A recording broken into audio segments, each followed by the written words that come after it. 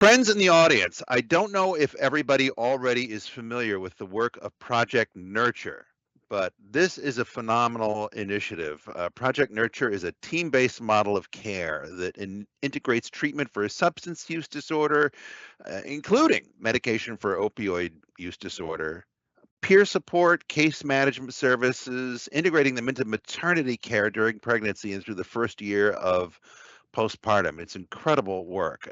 We're fortunate enough this morning to have two folks representing Project Nurture for us here. Chelsea Barbour, LCSW, is a social worker and she's project lead for Project Nurture at Legacy Health.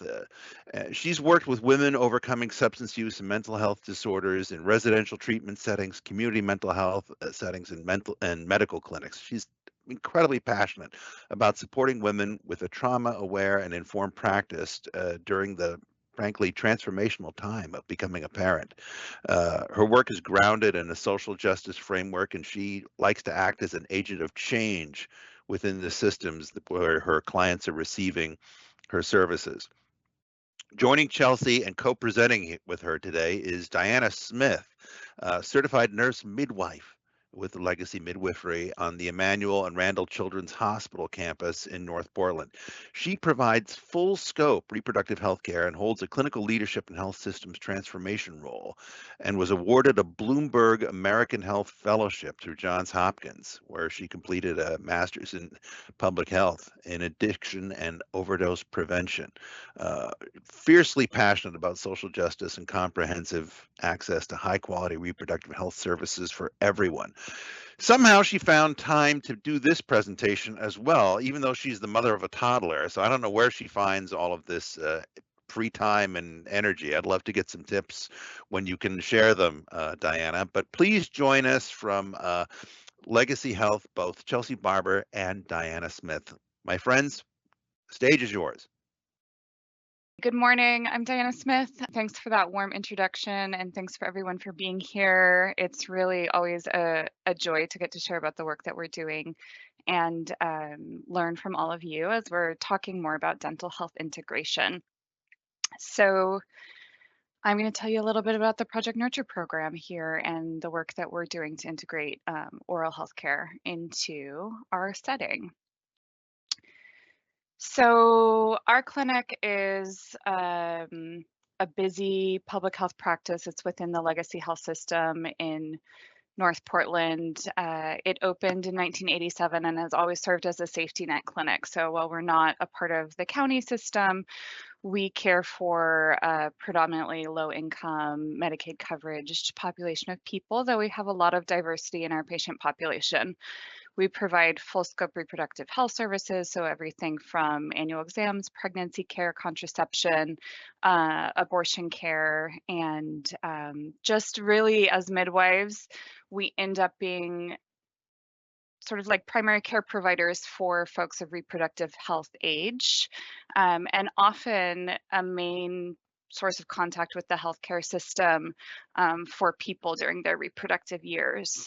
We currently have 10 midwives providing care. We do about somewhere between 50 and 70. We attend births at the hospital, 50 to 70 births a month, and partner a lot with the out-of-hospital community birth workers in the Portland area to help folks who need to transfer in.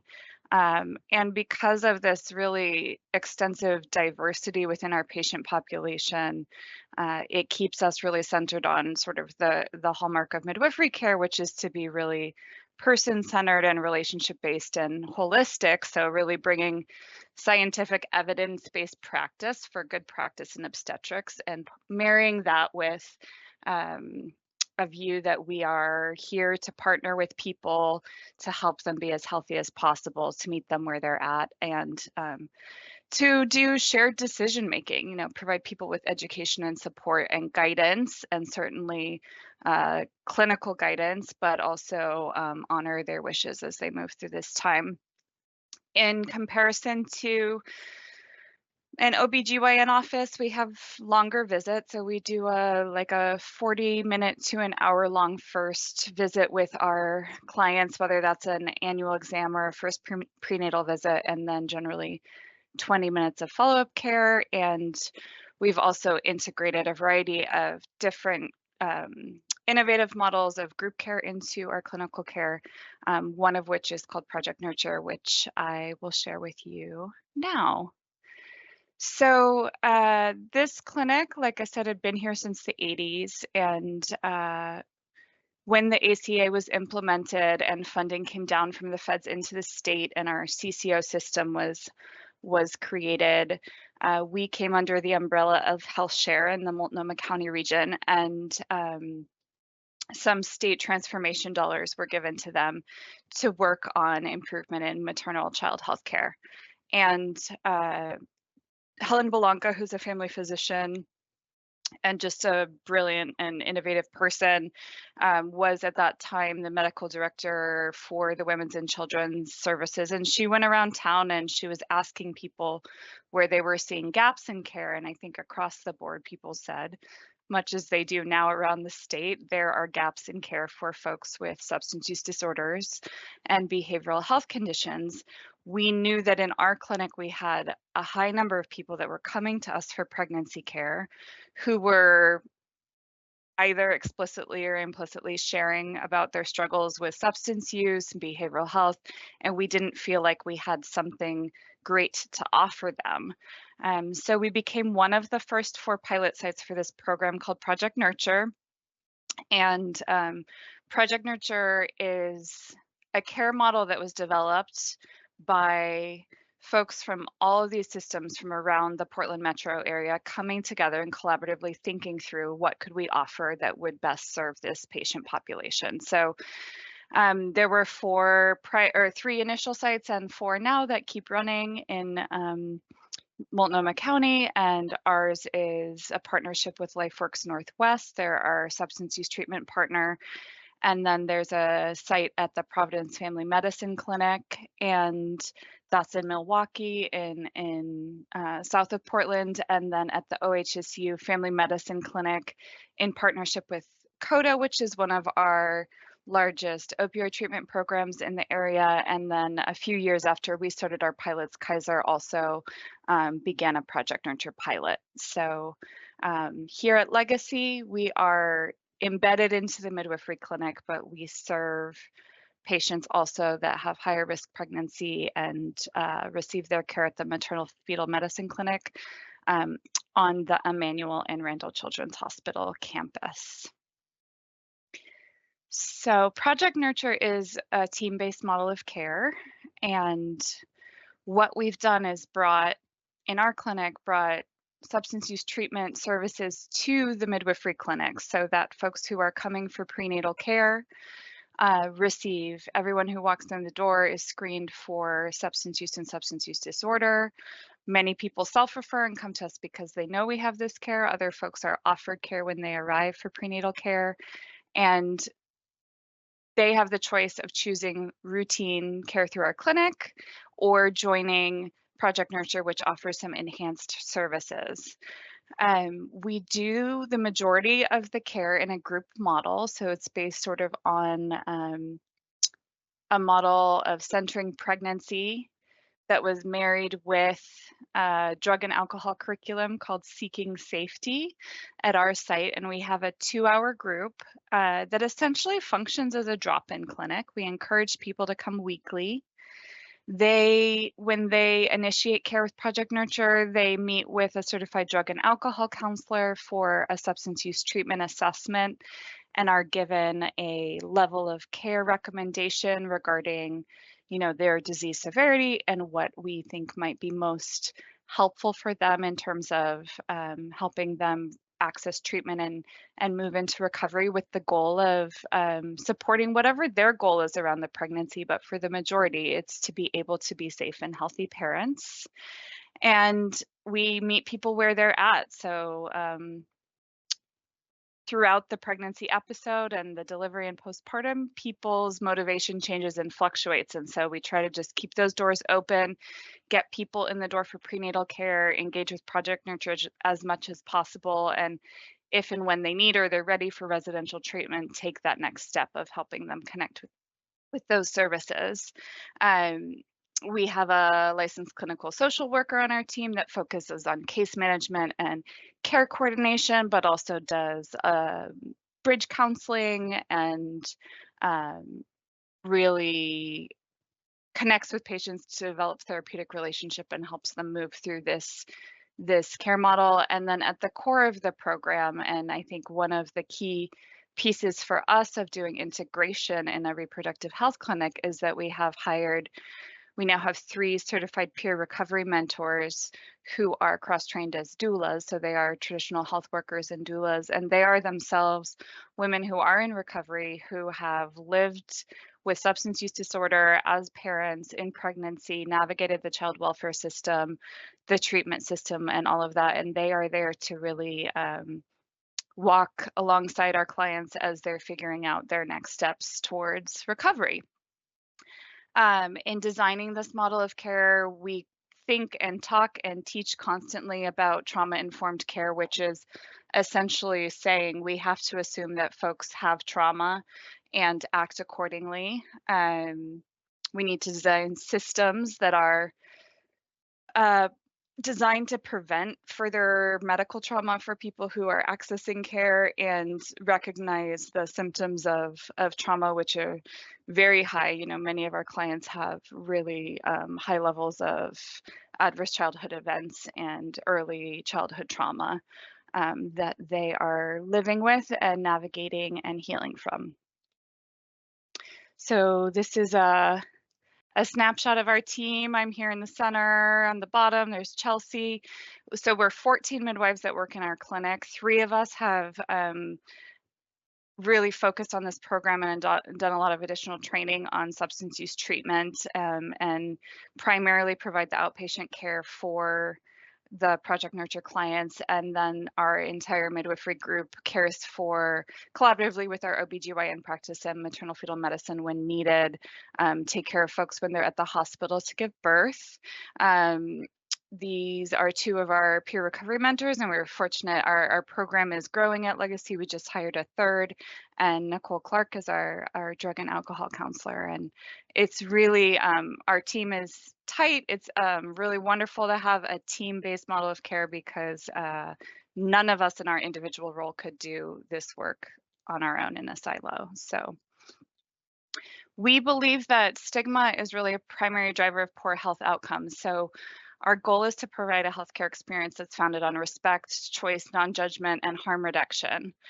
We have to actively work to end the bias that leads to poor quality of care for our clients in our system, which means that in addition to being a midwife and a healthcare provider, I am advocating all the time for my clients to get the care that they need, and doing a lot of team debriefs and education, and everyone on our team is really trying to work towards culture and system change within the medical system so that folks with substance use disorder have a positive experience for care and will come. We believe that women and birthing people need and deserve the support at their efforts of safe and healthy recovery, and so we aim to provide that wraparound care for people. And I'm going to pause for just a second and then I'll pass it over to Chelsea just to say,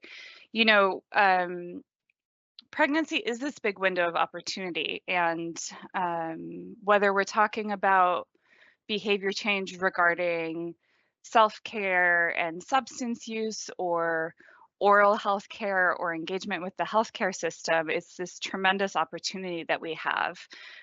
We know that people's oral health care is a reflection of their general overall health, and that poor dentition and periodontal disease really correlate with increased risk for chronic underlying disease. And among the population of people we care for with substance use disorder, folks have all the social determinants of health challenges. Many have grown up in poverty, right? There's a huge discrepancy in terms of socioeconomic status and oral health care. And we know that in pregnancy, we have this opportunity. We're seeing people more often. They're more motivated potentially to change habits. There's all this new neuroplasticity in the brain that allows you to learn. They're really oriented around their own health and wellness and that of their families growing and changing.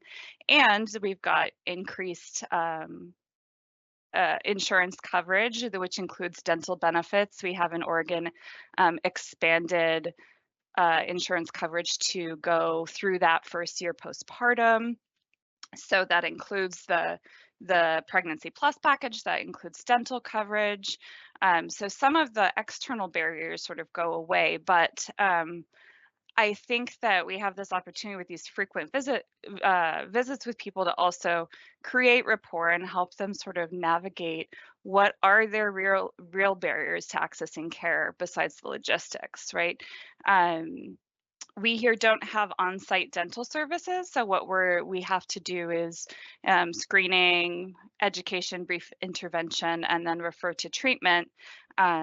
And part of that, and what I would really encourage for everyone, is to think about motivational interviewing. We can say, it's really great to get your teeth cleaned. It's safe to have routine dental care when you're pregnant. It's important because it reduces inflammation in your body and the physiologic changes of pregnancy that make your gums bleed and, increase your chance of progression of dental disease. We can give them all this information.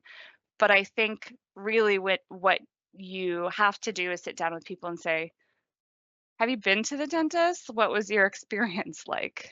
When did you last go? I know for myself, I don't like going to the dentist. I do gynecological care. I would much rather have a pap smear than have a teeth cleaning. And I won't get into the details around that, but I think that if you're someone who has lived in poverty, hasn't had dental care, is experiencing pain, is at high risk for infection in the mouth, and maybe has poor dentition, there comes with that shame and stigma that comes from not having had care. There's fear around pain management, and support and assistance to find a good provider and to walk them through the process as they're going through the process of accessing dental care is really important and has profound potential to impact people's mental health and self-image, as well as their physical health. I mean, I've seen people who are successful getting through the dental care system just have a tremendous gain in their self-confidence when they can smile and their teeth are back. And I'll pass it on now to you, Chelsea. Thanks, Diana. Appreciate that. Thanks for talking with us about Project Nurture. I'm going to talk a little bit more about how the integration actually looks in our clinic and with our Project Nurture program. But before I do that, whenever I'm talking about Project Nurture, I really like to pull up this slide and this about language. And this slide has sort of, you might have seen it before, it's been floating around lots of CareOregon Meds Eds, but it really just speaks to the power of language and how we in the medical world are sometimes not really attuned to what the words that we typically use, how they might impact people with substance use disorders, right? So I just am going to point out a few things that I think are really important. I want us to really focus on not using the word abuse anymore. So we used to use I still hear people say, oh, they're abusing drugs. They're a substance abuser. So if we just think about the connotation of abuse and what that actually means, we don't want to use that language. We want to use more of a first person language, people who are using drugs or a person with a substance use disorder. And words like clean and dirty are used in our clinic all of the time. It's really interesting because we have in pregnancy care, people need to get what's called a clean catch of their urine, right? And so in our clinic would just say, oh, they need clean catch. But someone who's coming in who is in recovery and pregnant and hears this word clean, it makes them not want to leave, not want to engage in care because they have this connotation between, a clean urine drug screen or a dirty urine drug screen. Even in our lab, we have it like a clean side and a dirty side. And so these words just mean something different for the population that we're working with. And when we're trying to integrate care, we have to be really aware of how our language is impacting people. I do want to say about this language piece, this is sort of an ever-changing, evolving piece as we learn and guidance as we're learning from people with lived experience about how language is impacting them. So you might see things in here that might change, and we just need to continue to lift up the voices of people with lived experience so that they can inform us in how to better make a more trauma-informed space for them to receive care in. And I also wanted to say that you might hear people who are in recovery who might say, oh, I've been clean for this long. That's totally appropriate for someone who is in an AA meeting or an NA meeting or is in recovery themselves. But this is really for folks, a guidance for folks who are in like a medical profession and how we need to kind of change and shift our language. So Diana, you can switch the slide. So we, in our oral health integration, we, all of our midwives, like Diana said, we have a group of 14 midwives, and all of them are screening for oral health and doing education in the very first new OB visit. And again, our medical world is so based on productivity and how many long your visits are, and midwifery care is key because it really is focused. They have those longer visit times. They have the time to do that oral health education and also screening for like, have you seen a dentist? When was the last time that you engaged in care with a dentist? So really kind of assessing the needs of the patient and giving them the information that they need about those hormonal changes, about what's going to change for themselves or what maybe they might be at risk for, and kind of looking at a little bit of their past history. Our midwives are amazing. Like Diana said, they serve as most people who come to our clinic haven't established with a primary care provider and they don't have a dentist. And that's just sort of the population that we work with. So we really talk about why that might benefit them, what is in that for them. And the midwives also end up doing a lot of outreach to dental providers because at some point in the world there was, and when I first started working at Legacy like 10 years ago, like no dentists wanted to touch pregnant women, right? Like people are afraid to do any care on pregnant women. And so there was a lot of the midwives used to have to write a lot of letters and do a lot of outreach to dental providers to say, no, it's fine. It's okay. It's safe to get care in pregnancy. It's safe to get dental care. So the midwives end up doing a lot of that outreach too, just to dental providers. When it's assessed that someone is not established with a dental provider or they want to get established with a dental provider, we are lucky to have 2 social workers in our clinic.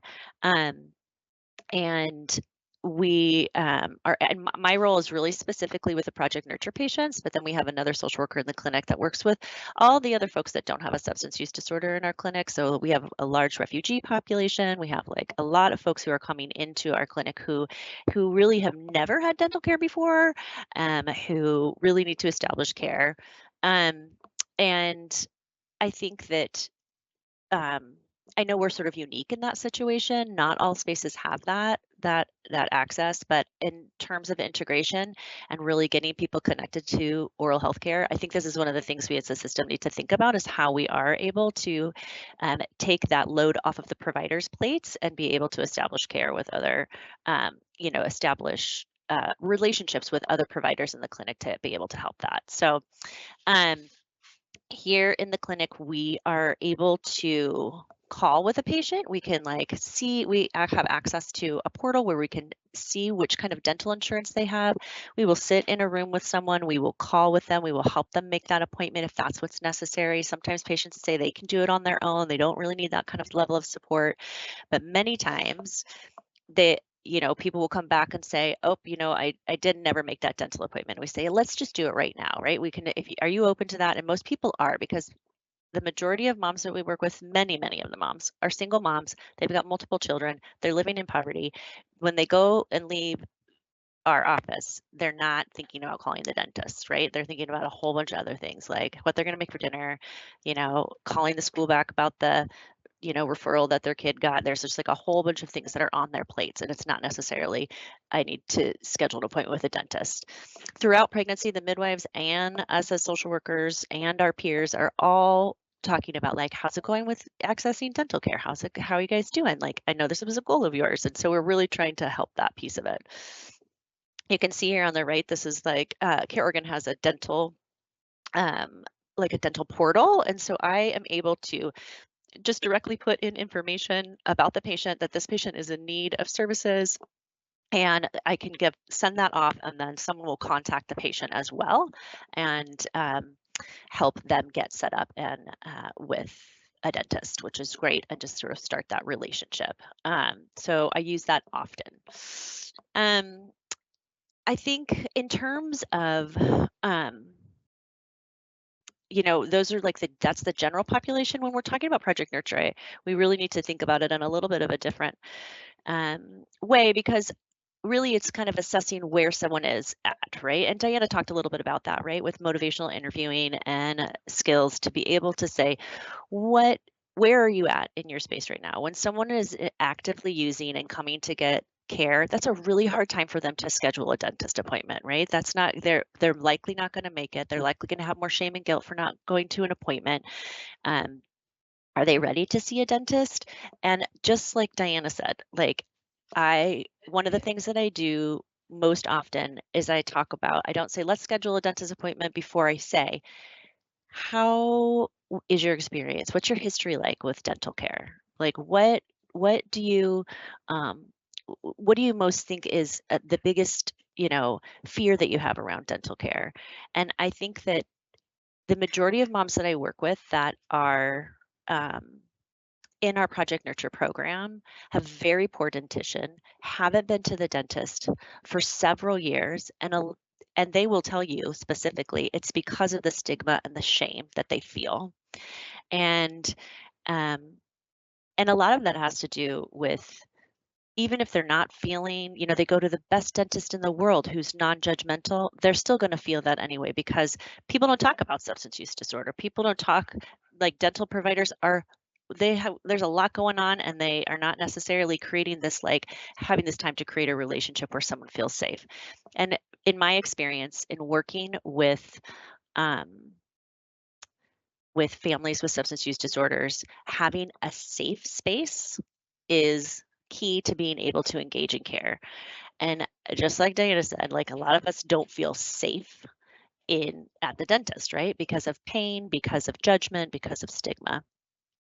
So I think really being able to assess the readiness and where someone is at in that journey. Luckily, we are able to work with people until a year postpartum, so that there might be a time, maybe in pregnancy, when they first find out they're pregnant and they're not really stable in their recovery, maybe that's not really the best time for them to get to the dentist, but we can kind of assess their readiness throughout their pregnancy and throughout that year postpartum to really get them established in that dental home. I love that idea of the dental home.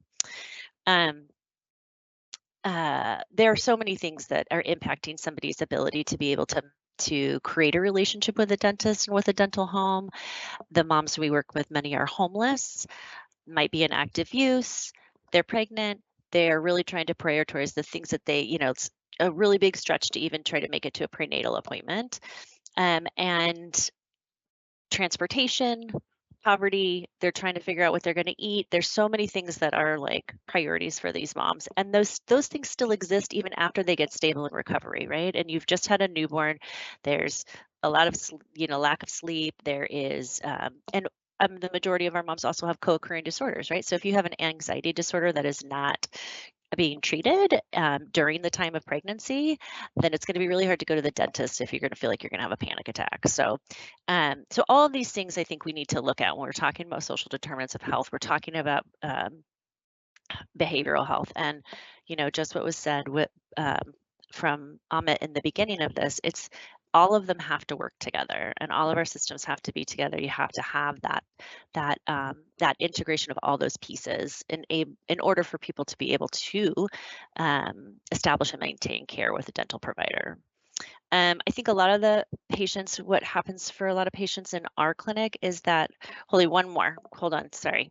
Almost done. I just wanted to say, talking about pain, because pain is another piece that the majority of our patients are feeling a lot of pain in their mouth, and so they end up going to the ED often, and then they'll oftentimes get have an infection and get antibiotics for it, and then not necessarily be able to address the longer issues of preventative care and things like that. So I think that if we can do this integration, we could really reduce the use of the ED. So thanks, Dana. Now I'm done with this slide.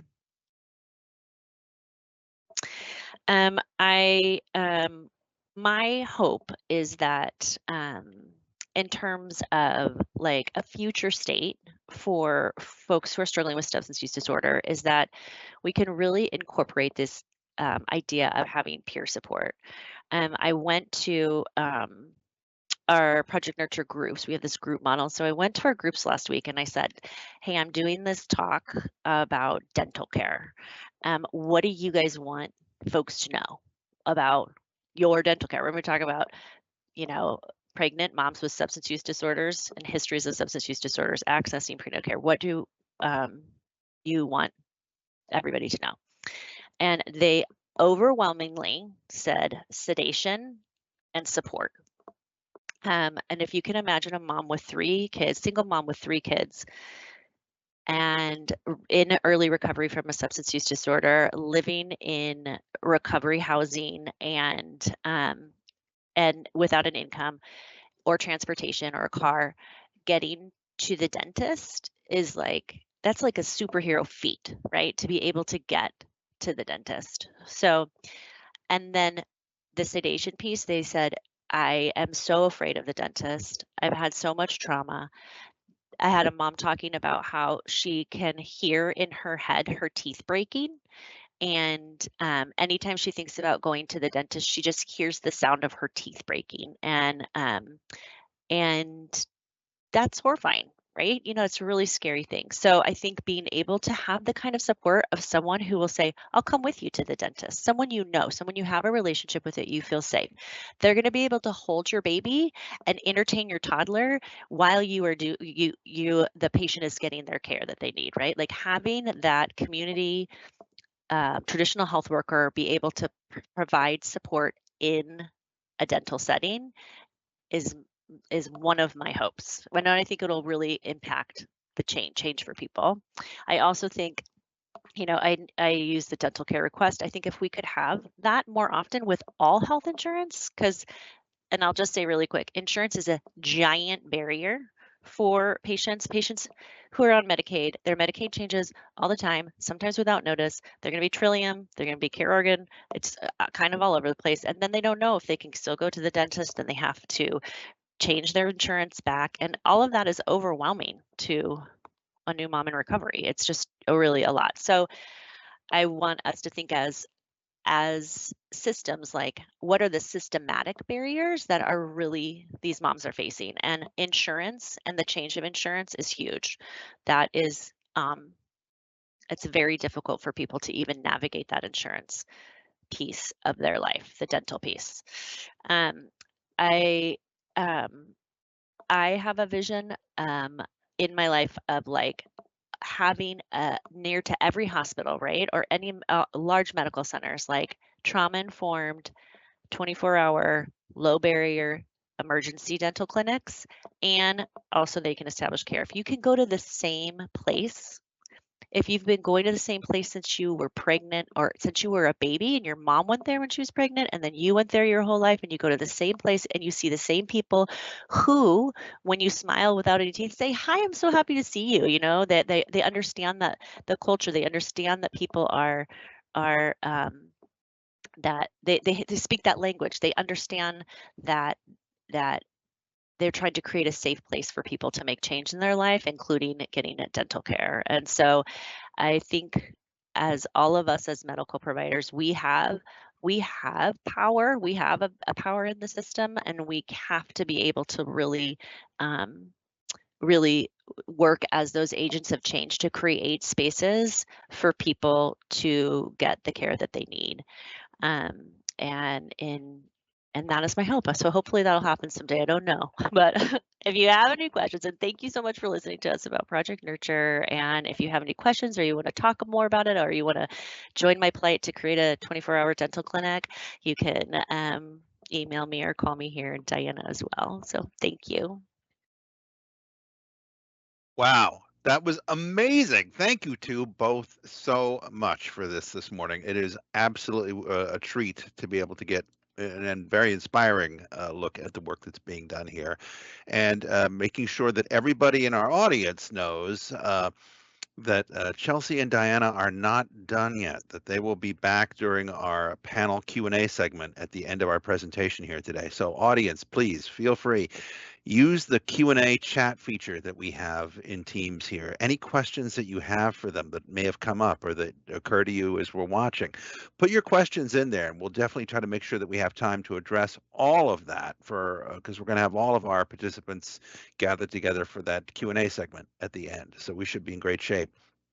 Thank you both so much. That was absolutely enlightening.